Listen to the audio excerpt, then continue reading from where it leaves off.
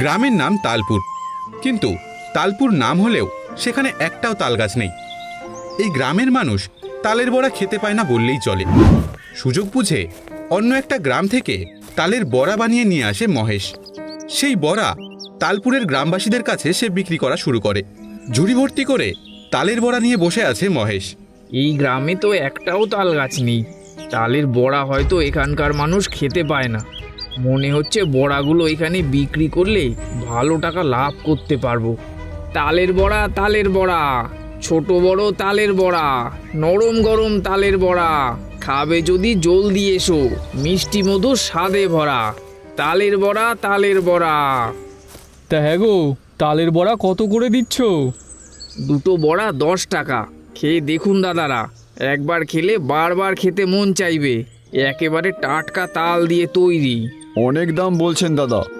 সেই দূর গায়ের তাল গাছ থেকে তাল পেড়ে বানিয়েছি বাবু, এত দূর থেকে আপনাদের জন্য নিয়ে আসা। একটু দাম তো দিতেই হবে, না হলে তো আমার পোষাবে না। আরে ঠিক আছে ঠিক আছে, দাও দেখি আমাকে 4খানা। সেই ছোটবেলায় মামার বাড়িতে খেয়েছিলাম, সেই স্বাদ আমার মুখে এখনো লেগে আছে। একদম ঠিক বলেছ ভাই, আমিও বহুদিন আগে খেয়েছিলাম। তাল পাওয়া যায় না বলে তালের বড়াও খাওয়া হয় না। এবার থেকে আমি আপনাদের জন্য তালের বড়া বানিয়ে নিয়ে আসব। এটা একবার খেয়ে দেখুন বাবু, সব 1 নম্বর জিনিস দিয়ে বানিয়েছি।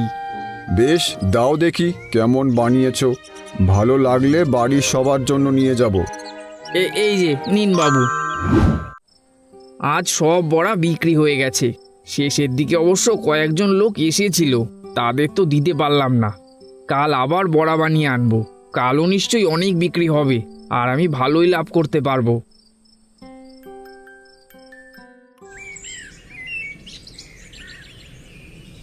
তিন দিন পর মহেশ তার তালের বড়া ঝুড়ি নিয়ে বসে আছে। তার সামনে কয়েকজন খরিদ্দারও রয়েছে। সত্যি দাদা, তোমার তালের বড়ার কোনো জবাব নেই। বড়াগুলো তুমি খুব ভালো বানাও। ঠিক বলেছ ভাই। দাদা, আপনার বানানো বড়া খেতেও ভালো আর শরীরও খারাপ করে না। হ্যাঁ বাবু, আপনাদের জন্যই তো ভালো ভালো তাল জোগাড় করে বড়া বানিয়ে আনি। তা ঠিকই বলেছ, তুমি খাওয়াচ্ছ বলেই তো আমরা এই জিনিসটা খেতে পারছি। হ্যাঁ হ্যাঁ বাবুরা, আপনাদের ভালো লেগেছে ঠিকই, কিন্তু এত কম লাভে তো আমার পোষাচ্ছে না। এবার থেকে আর পোড়া তেলটা ফেলা যাবে না, ওই তেলেই ভাজবো।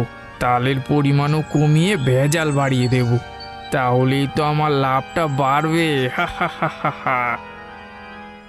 দিন কয়েক পর মাটির রাস্তায় দুজন গ্রামবাসীর দেখা হলো। তা কোথায় যাচ্ছ বিমল? তালের বড়া কিনতে যাচ্ছি ভাই, খোকা খুব বায়না করছে। আমিও তো মহেশের দোকানেই যাচ্ছি, তোমার বৌদিও খেতে চাইছিল, কিন্তু তেমন তালের বড়া আজকাল আর মহেশ বানায় না, আগের মতন আর স্বাদ নেই। ঠিক বলেছ ভাই, আজকাল তালের বড়া খেতে তো ভালোই লাগে না। তাছাড়া ওই বড়া খেলেই অম্বল হয়। তাও খোকা বায়না করছে বলে মহেশদার দোকানে যাচ্ছি। চলো আজ একবার মহেশকে বলবো। আসুন বাবু আসুন, বলুন বলুন কটা বড়া লাগবে। কটা বড়া নেব সে কথা পরে হবে, আগে বলো তো মহেশ, আজকাল তোমার তালের বড়ায় তেমন স্বাদ নেই কেন? কেন বাবু, আমি তো আগের মতনই সব টাটকা জিনিস দিয়ে বানাই, আর 1 নম্বর মিষ্টি তালও বেছে নিয়ে আসি। না মহেশদা, আজকাল ভেজাল মেশাও তুমি। এই বড়া খেলে খুব অম্বল হয়। সত্যি বাবু, আমি কোনো খারাপ জিনিস মেশাই না। 1-8 দিন হয়তো কোনো কারণে খারাপ হয়েছে, আপনি আজকে খেয়ে দেখুন না, আপনার মন ভরে যাবে। ঠিক আছে, 10টা দাও। তবে আবারও বলছি মহেশ, দাম যেমন চাও তেমনই দিই, তাই তুমি ভালো জিনিস দিয়ে বড়াগুলো বানাও, বুঝলে? হ্যাঁ বাবু, নিশ্চয়ই। বেশি লাভের জন্য ভেজাল মেশাতে হলে মেশাবো, কম তাল আর ময়দা বেশি দেব। কোনোদিন তো আপনারা প্রমাণ করতেই পারবেন না যে আমি ভেজাল দিই। হা হা হা হা হা। কয়েকদিন পর বিমল যখন তার কাছ থেকে বাড়ি ফিরল, তার বউ দৌড়ে এলো বারান্দায়। শুনছো, খোকা সেই কখন থেকে পেটের ব্যথায় কষ্ট পাচ্ছে, 2বার বমিও করেছে। দাঁড়াও, ডাক্তারবাবুর কাছে নিয়ে যাচ্ছি। কিন্তু কেন এমন হচ্ছে বলো তো? কাল যে ওই তালের বড়া আনলে, ওইগুলো খাওয়ার পর থেকেই তো তাছাড়া বমিতে তালের বড়ার টুকরো রয়েছে, হজম করতে পারেনি খোকা। মহেশদা খুব ভেজাল মেশাচ্ছে, পোড়া তেলে ভেজেছে মনে হয়। হ্যাঁ, তালের বড়া আজকাল ভালো বানাচ্ছে না। পাশের বাড়ি বৌদিও বলছিল পাড়ায় আরও 3টে বাচ্চার ওই বড়া খেয়ে খুব পেটে ব্যথা আর বমি শুরু হয়েছে। এর একটা ব্যবস্থা করতে হবে, গ্রাম প্রধানকে গিয়ে জানাই আগে।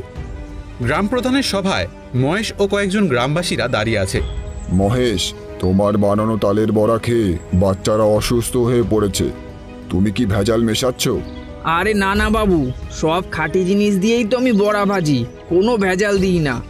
কিন্তু তোমার বড়া খেয়েই তো বাচ্চাগুলোর পেটে ব্যথা আর বমি শুরু হয়েছে।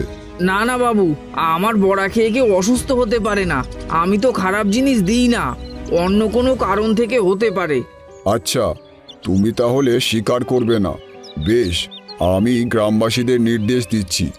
শোনো সবাই, তোমরা কেউ মহেশের কাছ থেকে তালের বড়া কিনবে না। হ্যাঁ, আমরা আর তালের বড়া কিনুম না। আচ্ছা বেশ, এই গ্রামে তাহলে কেউ তালের বড়া কিনবে না, তাতে কি হয়েছে, আমি অন্য গ্রামে গিয়ে বিক্রি করব।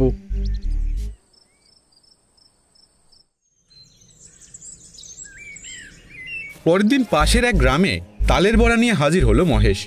সেখানে সে একটি গাছের নিচে গিয়ে বসলো। পদ্মপুরে এসেছি আজ, এই গ্রামে আমার তালের বড়া নিশ্চয়ই বিক্রি হবে।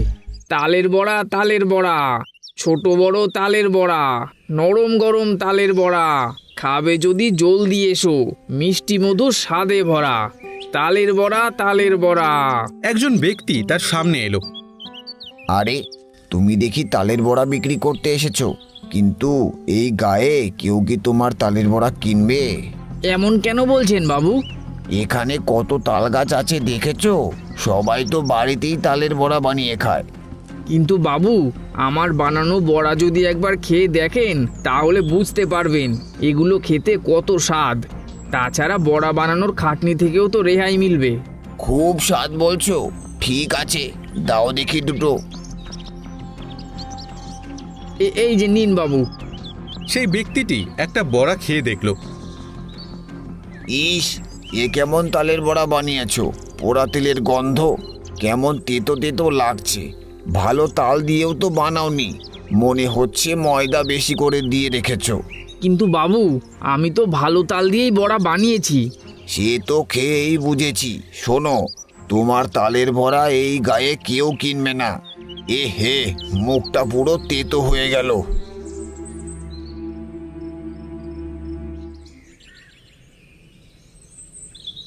দুদিন পরে তালের বড়া ঝুড়ি নিয়ে একাই বসে আছে মহেশ। আজ 3 দিন ধরেই গায়ে আছি, কিন্তু কেউ তো আমার কাছ থেকে বড়া কিনছেই না। মনে হচ্ছে এখানে ব্যবসা হবে না, হাতে তো পয়সাও নেই। যাই, তালপুরেই ফিরে যাই, দেখি ওখানে যদি আবার কিছু শুরু করতে পারি।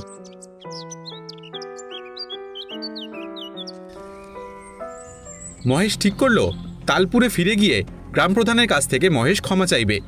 পরের দিন সকালে গ্রাম প্রধানের সামনে এসে মহেশ হাজির হলো।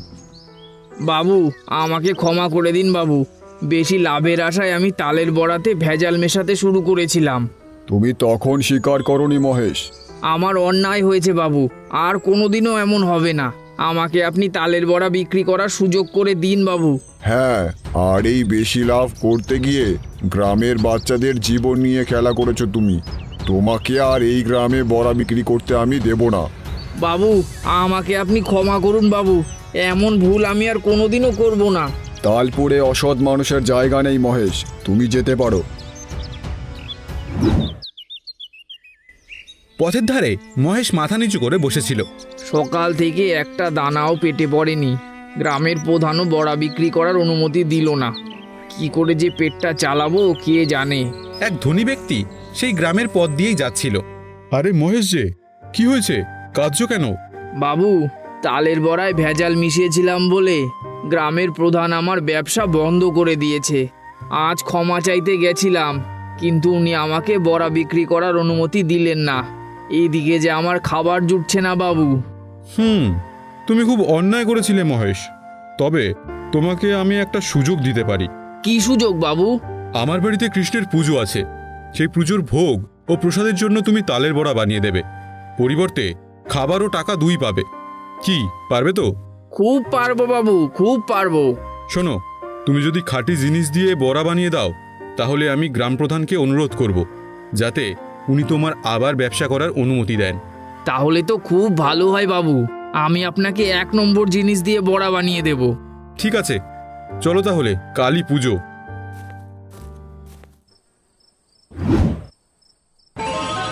কাল সকালে বড়া বানাবো, কিন্তু খুব বেশি খাঁটি জিনিস দেবার দরকার নেই। একটু একটু ভেজাল দিলেও কেউ বুঝতে পারবে না। আমারও তো কিছু লাভ রাখতে হবে নাকি? হা হা হা হা হা। সেই দিন রাতে শ্রীকৃষ্ণ মহেশের স্বপ্নে এসেছেন। মহেশ, তালের বড়া আমার খুব প্রিয়। তালের বড়ায় তুমি ভেজাল মিশিও না, খাঁটি জিনিস দিয়েই বানিও, আমি খুশি হব। চমকে গিয়ে মহেশ উঠে বসল। হে, শ্রীকৃষ্ণ এসেছে, গোপাল এসেছে। ও, স্বপ্ন দেখছিলাম।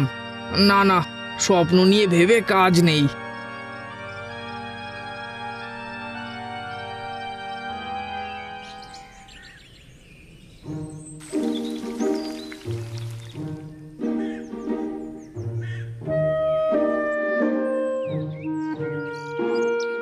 শ্রীকৃষ্ণের পুজো সম্পন্ন হওয়ার পর সবাই প্রসাদ খাচ্ছে। সবাই পেট পুরে প্রসাদ খাবেন কিন্তু।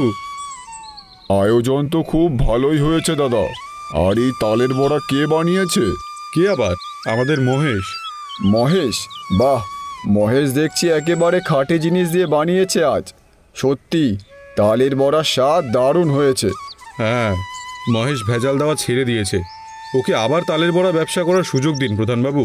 মহেশ যদি সত্যি সৎ পথে থেকে ব্যবসা করতে চায় আমার কোনো আপত্তি নেই। আপনার অশেষ কৃপা বাবু। বলো জয় গোপাল, জয় শ্রীকৃষ্ণ। জয় গোপালের জয়, জয় শ্রীকৃষ্ণ। চিনু, তাড়াতাড়ি হাত চালা, এখনো যে অনেকগুলো বাকি। এই তো করছি মাসি, কিন্তু এত থালাবাটি বাহারি করে লাভ কি সেটাই আমার মাথায় ঢোকে না। আরে বোকা, সুন্দর পরিপাটি করে খেতে দিলে খাবারের বেশি দাম চাওয়া যায়, বুঝলি? তাছাড়া হোটেলের চেয়ার টেবিলও তো আমি সুন্দর করে সাজিয়ে রাখি, দেখিস না? হ্যাঁ, তা দেখি বই কি। শুধু কি তাই, তুমি তো সাধারণ ডাল, লাউ, পটলের তরকারিরও কত ধরনের সুন্দর সুন্দর নাম রেখেছো। এই তো লাউয়ের মালাই ঝোল, হিমঝরা কুমড়ো ঘন্ট, নবাবী পটল কোরমা, মুসুর ডালের কল্পকথা, গন্ধরাজি মুগ বর্ণা। আমাদের হোটেলের খাবারের লিস্টে কি সুন্দর সুন্দর নাম। নামগুলো বেশ সুন্দর, কি বলিস? আরে এমন নাম দেখেই তো সকলের খেতে ইচ্ছে করবে। সবাই ভাববে এত সুন্দর নাম, খেতেও নিশ্চয়ই দারুণ হবে। আর আমিও সুন্দর নামের পাশে খাবারগুলোর দাম বেশি রাখি, এতেই তো আমার লাভ হয়। কিন্তু রান্না তো তেমন কিছু আলাদা করা হয় না, সাধারণ রান্নাই তো করি আমি। সাধারণ রান্না হলেও ওগুলোতেই একটু আধটু লেবুর পাতা বা কুমড়োর বীজ বাটা কিংবা গন্ধ হবার মশলা ছড়িয়ে দিতে বলি যে তোকে, ওতেই তো খাবারের স্বাদ পাল্টে যায়। তার সাথে রং চঙে থালা বাটি, চেয়ার টেবিল থাকে, ব্যাস আর চাই কি? সত্যি মাসি, তোমার খাসা বুদ্ধি।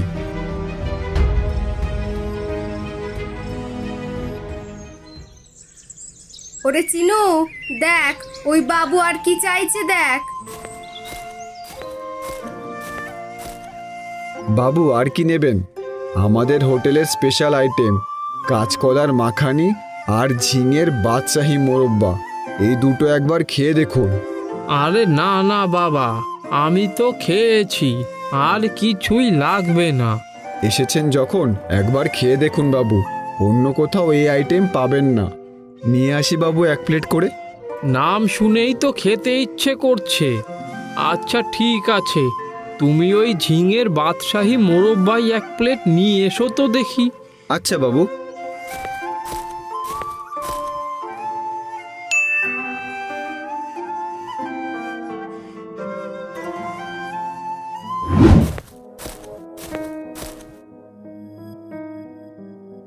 এত কম টাকা দিচ্ছেন কেন?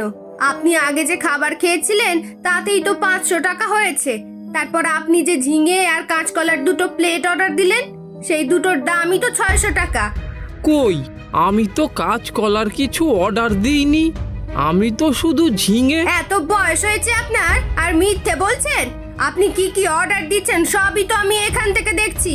মিথ্যে বলে কম টাকা দিয়ে চলে যাবেন ভেবেছেন?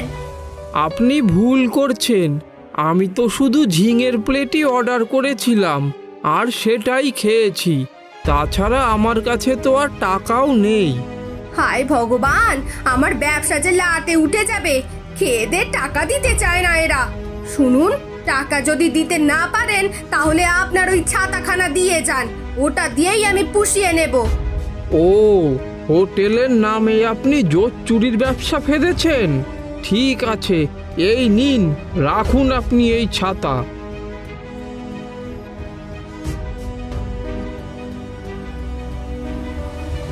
যাক, লাভটা আজ খারাপ হলো না।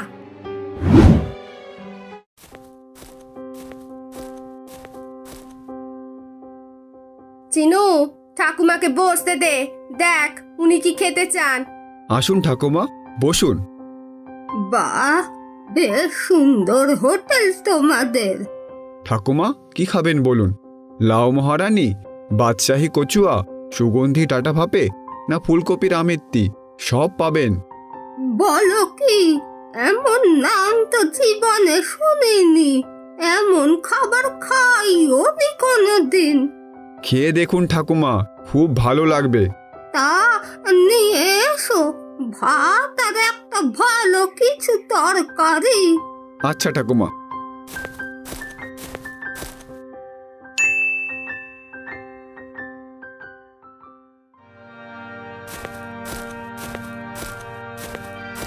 আর কি দেবো ঠাকুমা?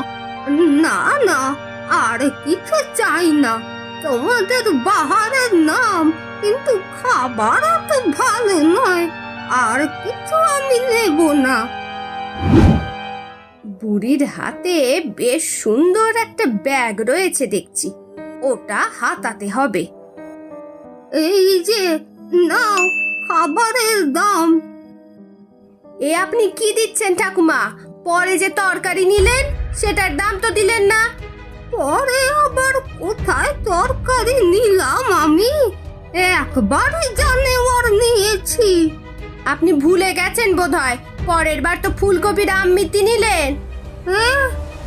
ভুলে গেছি, তা হতে পারে, বয়স হচ্ছে তো। হ্যাঁ, তাই হবে। ঠিক আছে, আপনি বাকি দামটা দিয়ে দিন। কত দিতে হবে? ওটার দাম 290 টাকা। ও বাবা, আমার কাছে তো অত টাকা নেই, পরে দিয়ে যাবো খন। না ঠাকুমা, ওসব ধার বাকিতে আমি কাজ করি না। আপনি বরং এক কাজ করুন, আপনার ব্যাগটা আমাকে দিয়ে দিন, ব্যাস তাহলেই টাকা শোধ। ব্যাগ? আচ্ছা ঠিক আছে।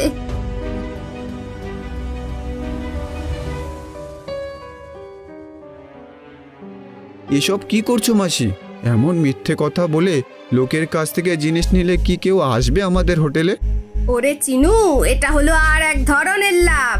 এসব বুদ্ধি আমার কাছ থেকে শিখে নে। আর শোন, তুই যে ভয় পাচ্ছিস আমার হোটেলে কেউ আসবে না, সেটা কোনোদিন হবে না। কারণ এখান দিয়ে রোজ 4টে গ্রামের লোক যাতায়াত করে, নদী পেরিয়ে শহরে যায়। কাছাকাছি কোনো হোটেলও নেই, তাই খিদের সময় এখানে আসতেই হবে, বুঝলি? শোন, তোকে যেমন বলবো তুই শুধু তেমন করবি, তাহলে এই সব জিনিসের ভাগ তুইও পাবি। আচ্ছা মাসি।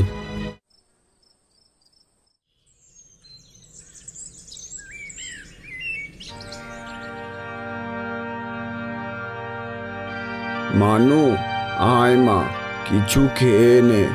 বউটার হাতটা পেতেই হবে। আসুন আসুন।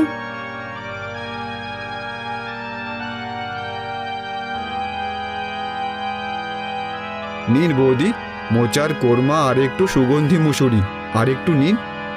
না ভাই, আমাদের কাছে অত টাকা নেই। এটা আগের খাবারের সাথে ফ্রি, আপনি নিন। আচ্ছা তাহলে দাও। আমাকেও দাও। হ্যাঁ বাবু, এই যে। আপনারা দুজনে পরে এত খাবার নিলেন, তার দাম তো দিলেন না দাদু। ওই ছেলেটা যে বলল পরের খাবারটা ফ্রি। ও মা, শোনো কথা, খাবার আবার ফ্রি হয় নাকি? ও ছেলে মানুষ, কি বলতে কি বলেছে? আপনার তো বোঝা উচিত, ফ্রিতে এত খাবার দেওয়া যায় না। দিন দিন, দামটা দিন। কিন্তু এখন যে আমাদের কাছে আর টাকা পয়সা নেই। তা বললে তো হবে না, দাম দিতেই হবে। আপনি এক কাজ করুন, ওই মেয়ের গলার হারটা আমাকে দিয়ে যান। না না, সে কি, সামান্য কটা টাকার জন্য মেয়ের হারটা দেব? এছাড়া তো কিছু নেই আপনাদের কাছে। এখন ওটা দিয়ে যান, পরে টাকা দিয়ে নিয়ে যাবেন। এই তো দেখুন, অনেকেই জিনিস জমা রেখে যায়। আচ্ছা মানু, হারটা খুলে দে মা। এ হার আর ফেরত পাবে না।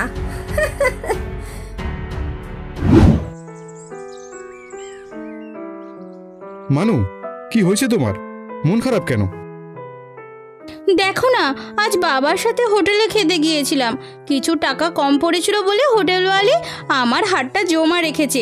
তার কাছে আরো অনেক লোকের অনেক জিনিস জমা আছে। সেই হোটেল কোথায়? ওই যে নদীর পাড়ে সুন্দরী হোটেল। চিন্তা করো না, হার পেয়ে যাবে। হোটেলওয়ালির এত বড় সাহস, নিমু ডাকাতের বউয়ের হার জমা রাখে। এই শোন সবাই, মাত্র কয়েক টাকার জন্য তোদের বৌদির গলার হার জমা রেখেছে এক হোটেলওয়ালি। সর্দার, কার এত বড় সাহস?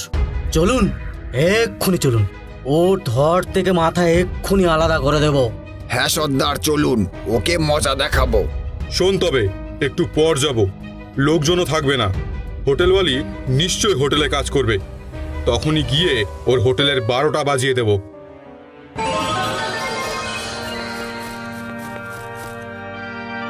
ও মা, এরা সব কারা? সর্দার, ওই দেখুন হোটেলওয়ালি, এখনো গলায় হারটা পড়ে আছে। গয়নাটা দাও। দিচ্ছি। ভাঙ, সব ভাঙ, ভেঙে ফেল। নিমু ডাকাতের বউয়ের সাথে দুশ্মনী। আরে রে রে রে রে রে রে, ডাকাত দল করে না মাফ, ভেঙে চুরে সব করবো সাফ। সর্দার, এখানে বরং একটা হোটেল খুলবো। দিনের বেলায় হোটেল আর রাতের বেলায় ডাকাতি। কি বলো সর্দার? তা ভালোই বলেছিস।